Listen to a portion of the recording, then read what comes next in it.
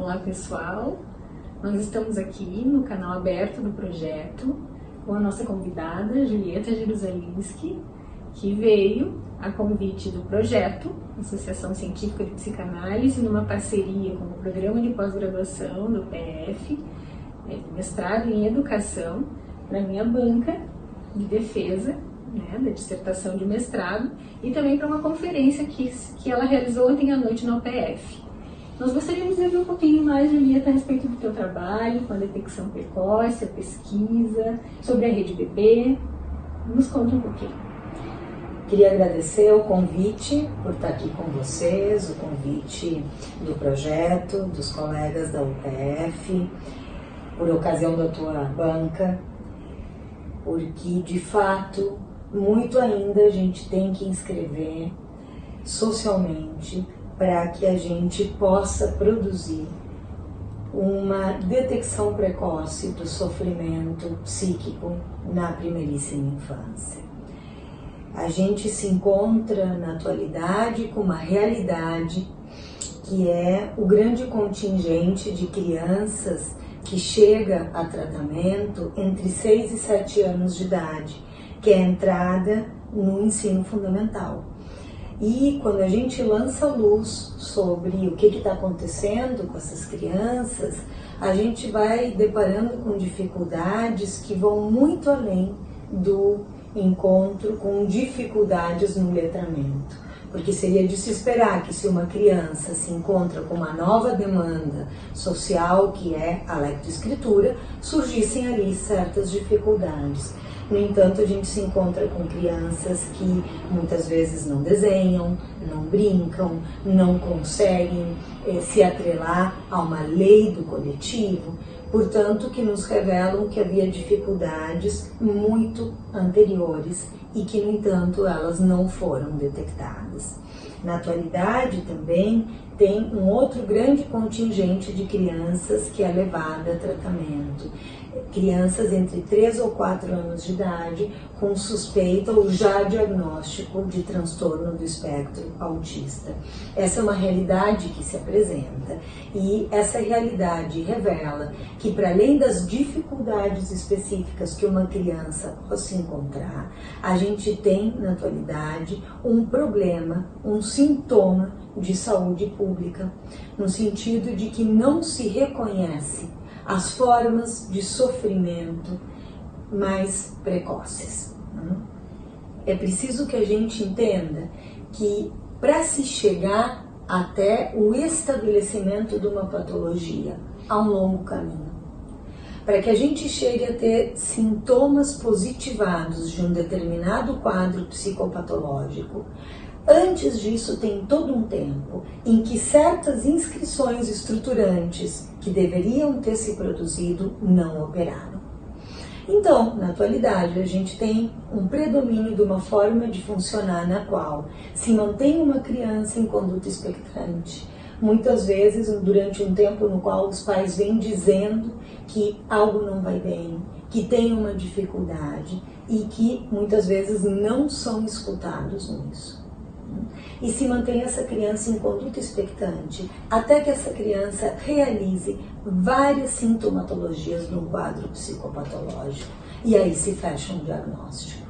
Bom, essa maneira de intervir predomina por um olhar centrado na patologia, quando a detecção precoce, ela justamente nos aponta que o que a gente precisa conhecer muito mais e além do que os traços de um determinado quadro psicopatológico são os momentos da estruturação, os passos lógicos da estruturação subjetiva e os tempos cronológicos em que é esperado que isso aconteça. Se a gente tem um conhecimento sobre essa estruturação, a gente pode fazer sim uma detecção precoce guiada pela lógica da constituição do sujeito.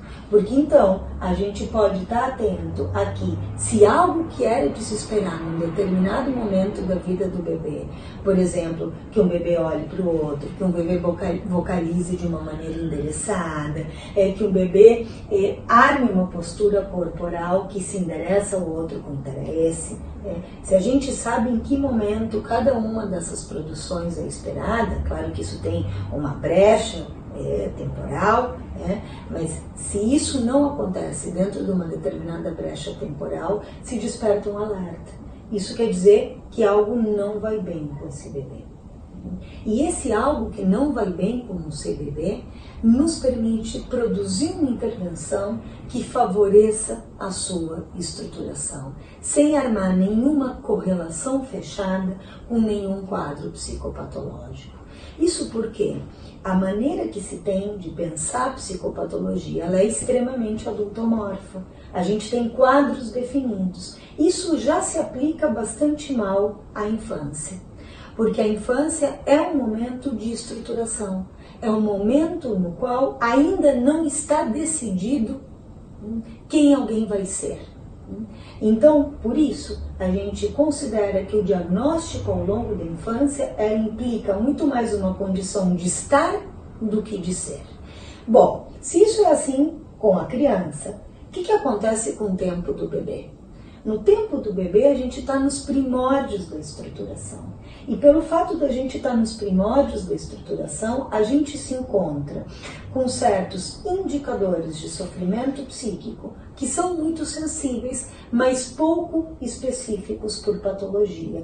Esse mesmo indicador, ele pode evoluir em direções muito diferentes. Então não se trata nem de esperar que a patologia se realize, mantendo um bebê em conduta expectante, mas tampouco se trata de fazer diagnósticos apressados, como a gente conversava na tua banca, ou seja, de produzir uma precipitação diagnóstica, fechando o que ainda não está fechado. Os bebês, eles são desobedientes à nosografia. Então a gente precisa detectar o que não está bem.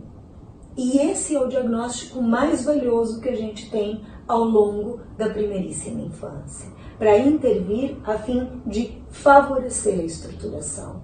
Essa é uma outra lógica, uma quebra de paradigma, onde a gente deixa de ter o olhar centrado, para de lançar luz sobre o fenômeno que está acontecendo com a criança pela lente da patologia e passa a olhá-la pela lente da estruturação. Essa é uma forma de intervir pela qual a gente consegue reverter muitos quadros que poderiam ter evoluções extremamente difíceis.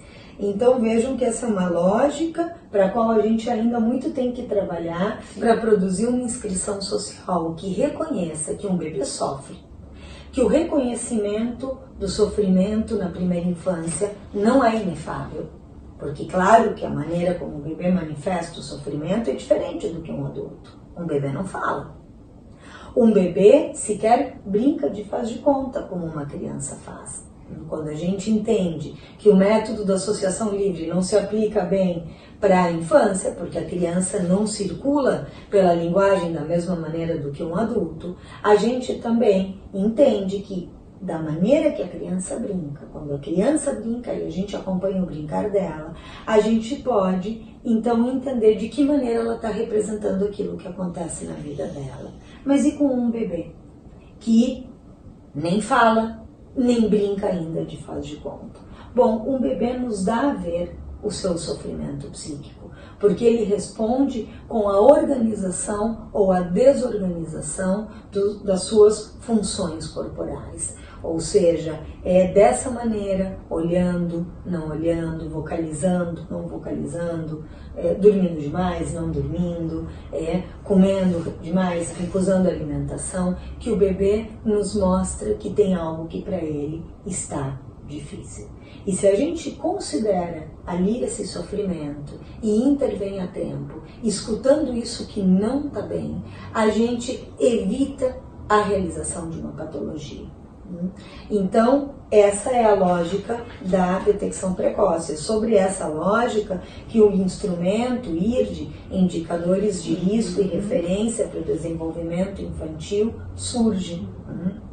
surge considerando um princípio de que a estrutura ela não está decidida na infância. A estrutura não está decidida nem orgânica nem psiquicamente. Nós não nascemos com um corpo pronto. É o que a gente sabe, conhece, através dos estudos que tem em relação ao nosso organismo, nos revelam, por exemplo, toda a complexidade da formação do cérebro. Nós nascemos com um cérebro extremamente plástico, mas cujas interconexões neuronais para acontecer dependem das experiências de vida.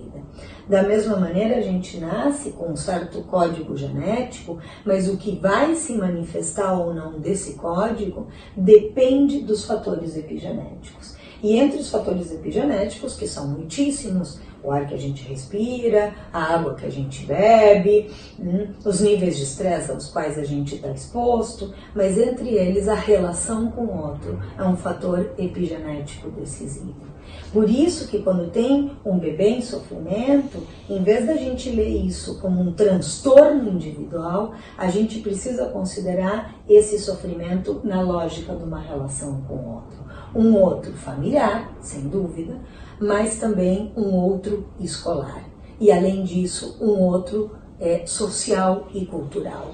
Porque assim como um sintoma que se apresenta num bebê não é produzido de uma maneira isolada ou individual, o exercício da função materna e paterna também não são competências individuais. Exigem de toda uma rede de sustentação para poderem operar. Por isso é que a gente tem trabalhado dentro da Rede Bebê.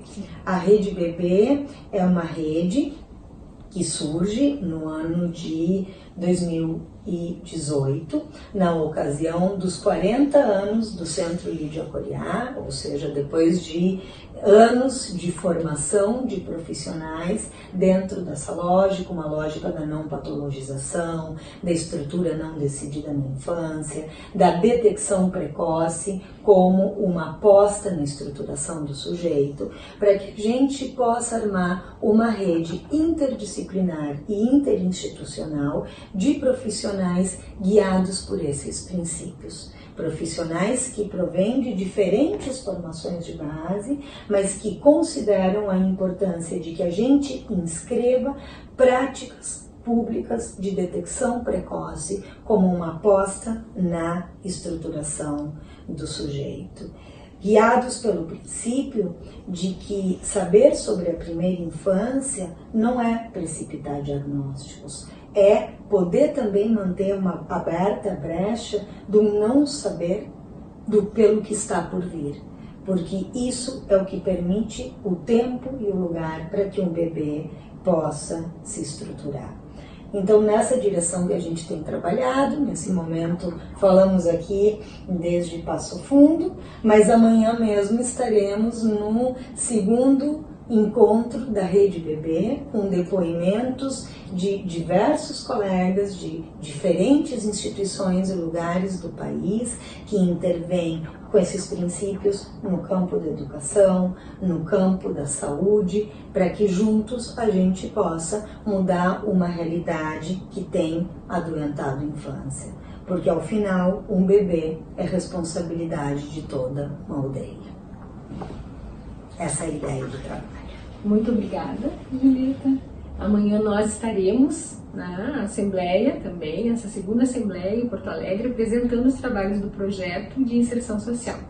E seguimos numa parceria muito profícua e que nos alegra muito com a Rede Bebê e com a Julieta. Sigamos. Obrigada.